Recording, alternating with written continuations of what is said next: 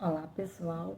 Continuando com a nossa leitura do livro O que Jesus diria, do autor Tony Cook. Hoje vamos ler a conclusão. Os poderes deste mundo e a vitória final da igreja. Então, ouvi uma como voz de numerosa multidão, como de muitas águas e como de fortes trovões, dizendo: Aleluia! Pois reina o Senhor, nosso Deus, o Todo-Poderoso. Apocalipse 19, verso 6. Nero foi mencionado no prefácio deste livro ao se falar de sua perseguição à igreja em Roma e arredores após o grande incêndio de 64 d.C.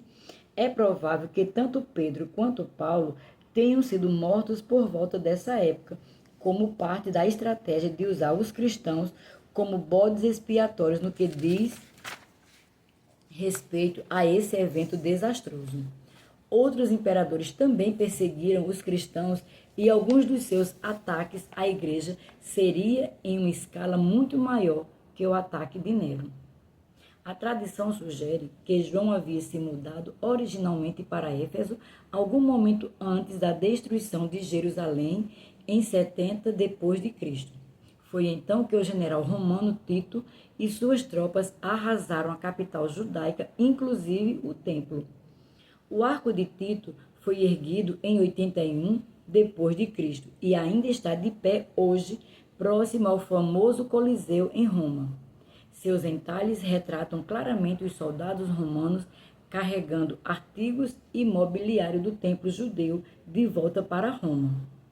No início do seu reinado, quando se tornou imperador em 81 depois de Cristo, Domiciano estava seguindo os passos de seu pai, Vespasiano, e de seu irmão Tito. Em muitos aspectos, Domiciano era um executivo completo e um administrador eficaz para o império. Entretanto, sua arrogância, seu ego irrefreável e sua crueldade sádica criaram muitos problemas. Foi Domiciano que baniu João para a ilha de Patmos. Podemos ter ideia de como os cristãos devem ter sido tratados em algum momento da história com base na correspondência entre certos governantes. Plínio, o jovem, era o governador das províncias romanas de Ponto e Bitínia, na Ásia Menor. Ele não tinha certeza de como lidar com o número crescente de cristãos em sua região. Então, escreveu uma carta em consulta a Trajano, o imperador, que reinou de 98 a 117 após o reinado de Domiciano. Em busca do conselho de Trajano, Plínio escreve: Não tendo jamais estado presente em algum julgamento com relação aos que professam o cristianismo, não estou a par da natureza dos crimes deles, nem da medida da sua punição, tampouco até onde é adequado entrar em exame com relação a eles. Plínio então explica que havia lidado com certos casos anteriores, os quais lhe haviam sido apresentados. O método que observei com relação aos que eram trazidos diante de mim como cristãos é este. Eu perguntava-lhes se eram cristãos. Se eles admitissem, eu repetia a pergunta 2 vezes e os ameaçava com punição. Se persistissem, eu ordenava imediatamente que fossem punidos. Plínio também falou das pessoas que haviam negado a acusação de serem cristãs. Nesses casos, ele havia retirado as acusações porque eles repetiram uma invocação aos deuses romanos, participaram de rituais religiosos diante da estátua do imperador e renunciaram ao nome de Jesus Cristo. Plínio reconhecia que os verdadeiros cristãos não participariam dessas atividades.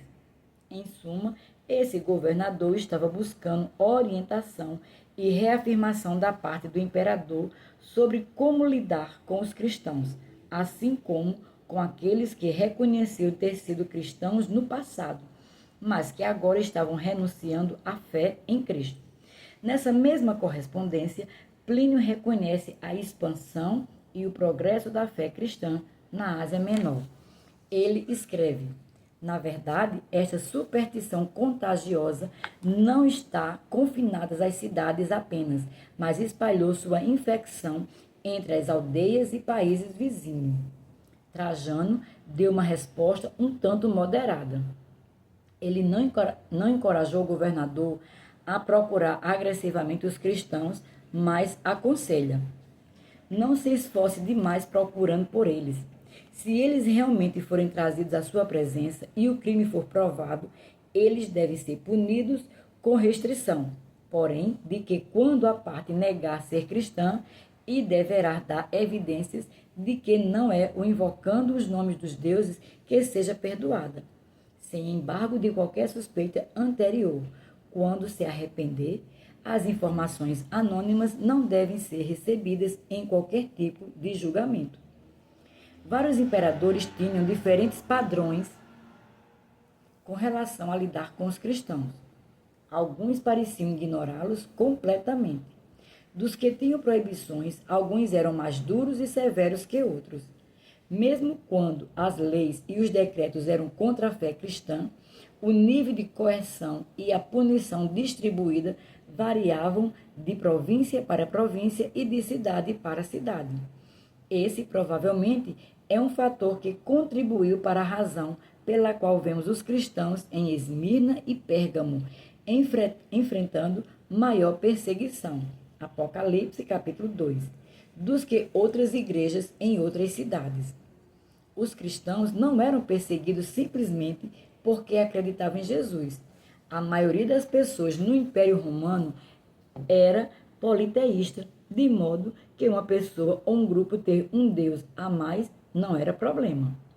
O que era problemático era a atitude de exclusividade que os cristãos tinham com relação a Jesus.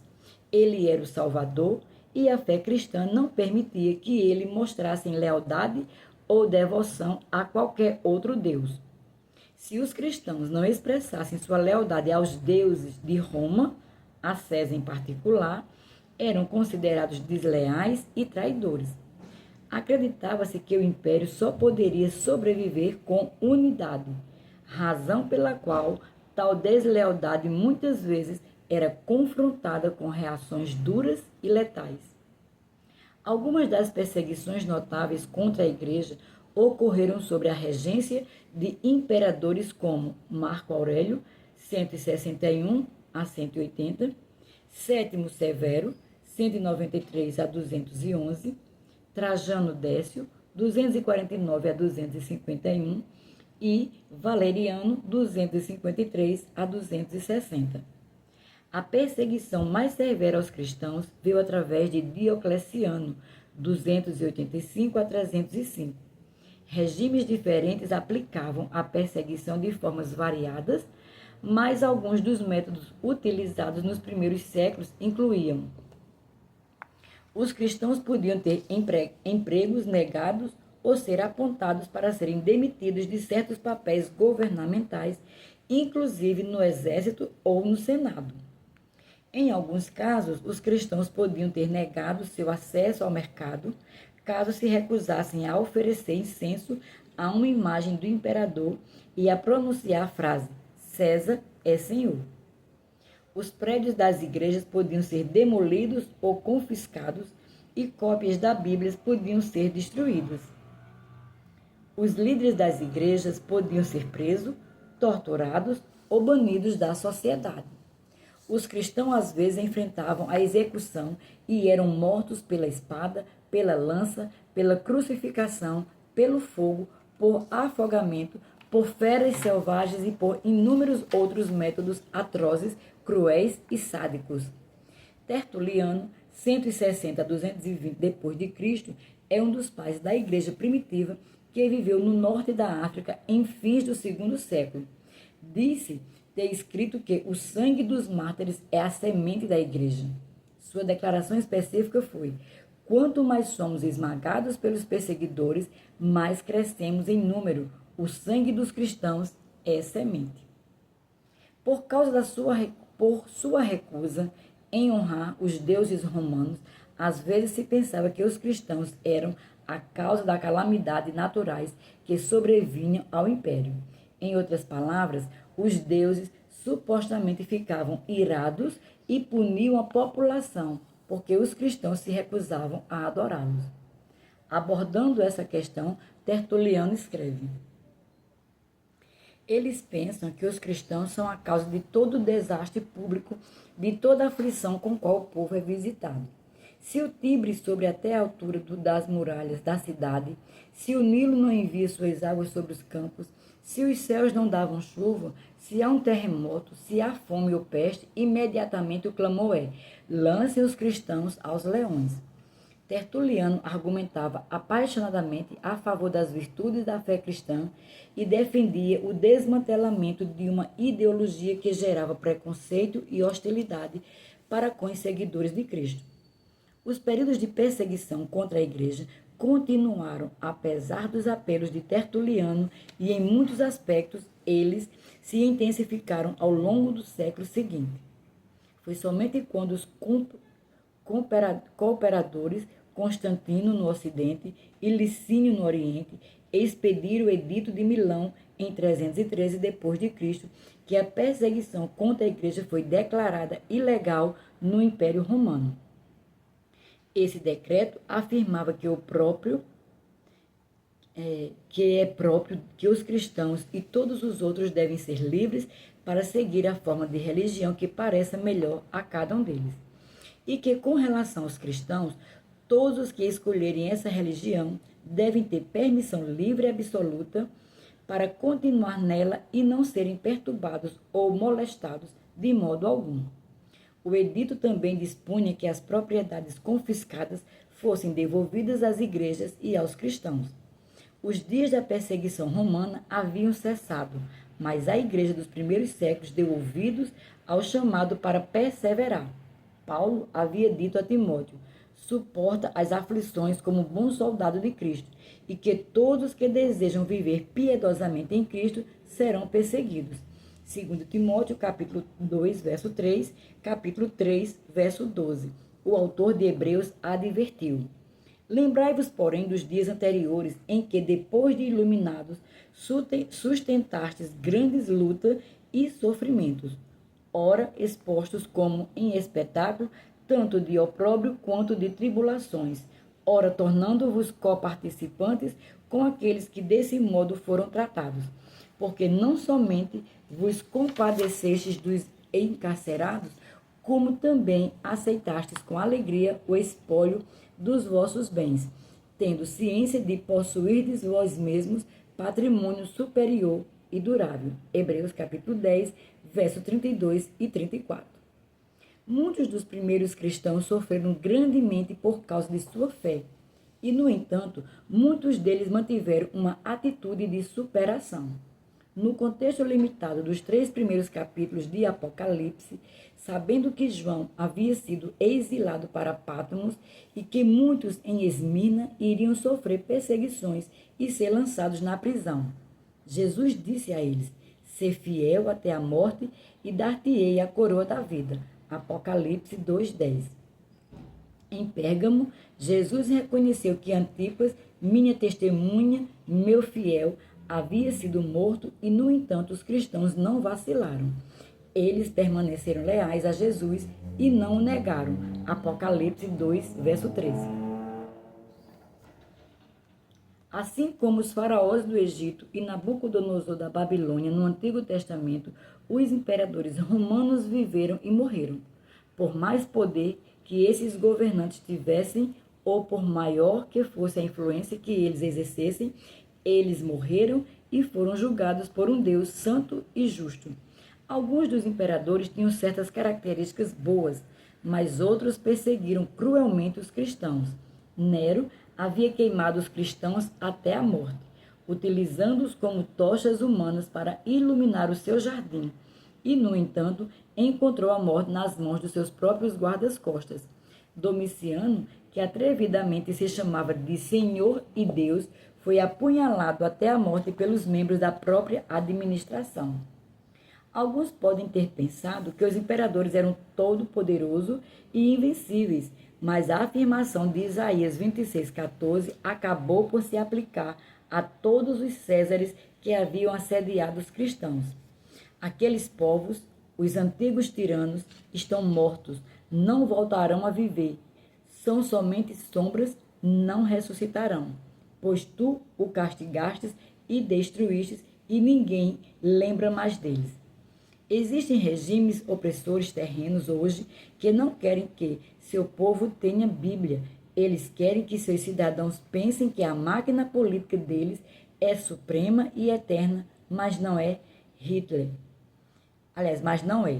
Hitler declarou que estava construindo um reino ou império de 1000 anos, mas em 12 curtos anos, seu sonho de conquista do mundo foi destruído juntamente com ele. Hoje, seu nome é sinônimo de maldade. Jesus, porém, está vivo para sempre. Seu reino jamais terá fim e seu reinado jamais cessará.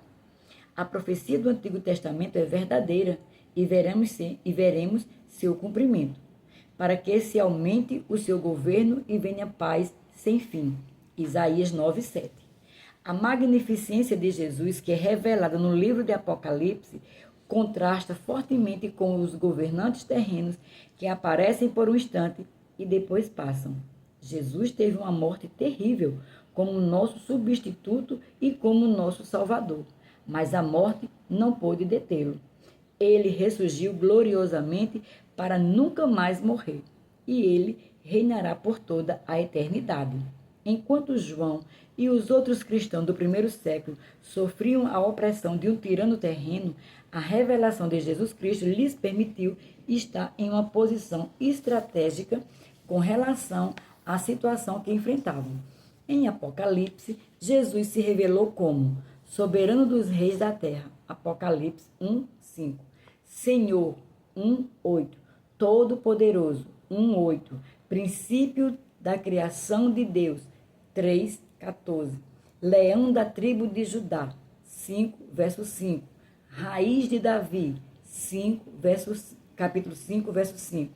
Rei das nações, capítulo 15, verso 3. Senhor dos senhores e Rei dos reis, capítulo 17, verso 14. Todas essas realidades eternas transcendem e superam o que muitos governantes terrenos afirmam ser ao longo da história. João e os membros da igreja, das 7 igrejas, provavelmente sabiam o que Paulo havia ensinado aos cristãos de Tessalônica algumas décadas antes sobre a vinda do Senhor. Sem dúvida, eles foram poderosamente fortalecidos por suas palavras. Se de fato é justo para com Deus que ele dê em paga tribulação aos que vos atribulam, e a vós outros que sois atribulados, alívio juntamente conosco, quando do céu se manifestar o Senhor Jesus com os anjos do seu poder em chama de fogo, tomando vingança contra os que não conhecem a Deus e contra os que não obedecem ao evangelho de nosso Senhor Jesus. Estes sofrerão penalidade de eterna destruição, banidos da face do Senhor e da glória do seu poder, quando vier para ser glorificado nos seus santos e ser admirado em todos os que creram naquele dia, porquanto foi crido entre vós o nosso testemunho. 2 Tessalonicenses, capítulo 1, versos 6 a 10. Quando parecia haver tanta coisa contra os primeiros cristãos, Jesus lhes mostra a vitória definitiva e absoluta que pertence a eles por causa de sua união com Cristo. Mais adiante, em Apocalipse, os filhos de Deus são vistos em um glorioso triunfo sobre Satanás. Eles, pois o venceram por causa do sangue do Cordeiro e por causa da palavra do testemunho que deram, e mesmo em face da morte, não amaram a própria vida. Apocalipse 12, verso 11. Seria benéfico para todos os cristãos lerem os 2 últimos capítulos da Bíblia, Apocalipse 21 e 22, com certa regularidade. Precisamos ser lembrados frequentemente de que venceremos, embora muitas coisas ocorram no livro de Apocalipse. Depois de Jesus se dirigir às igrejas nos 3 primeiros capítulos, o livro termina com o reino definitivo de Deus e estaremos lá, reinando com ele. Para não esquecermos a continuidade da mensagem de Apocalipse, um de seus últimos versículos diz: Eu, Jesus, enviei o meu anjo para vos testificar estas coisas às igrejas. Eu sou a raiz e a geração de Davi, a brilhante estrela da manhã. Apocalipse 22, Verso 16. O Apocalipse começa e termina com a atenção de Jesus focada na igreja. Iniciei a introdução fazendo a pergunta: o que Jesus diria à sua igreja hoje? Creio de todo o coração que Jesus não mudou e que ele comunicaria às igrejas hoje os mesmos princípios e valores que comunicou no fim do primeiro século. Ele se engrandeceria aos nossos olhos e nos atrairia para si e para a plenitude de seu plano e seu propósito para a nossa vida, não apenas individualmente, mas coletivamente também. Oração. Senhor, independentemente do que os governantes da terra possam dizer ou fazer, ajuda-me a lembrar que tu reinas supremo no universo. Tu és o Senhor dos senhores e o Rei dos reis. Ajuda-me a nunca focar nos problemas do momento, mas a ter a eternidade em mente. Impérios se levantam e caem. Os governantes terrenos vêm e vão, mas tu, ó Senhor, permanece para sempre. Amém? Concluímos essa parte e vamos ter o apêndice A, B e C. Até o próximo vídeo.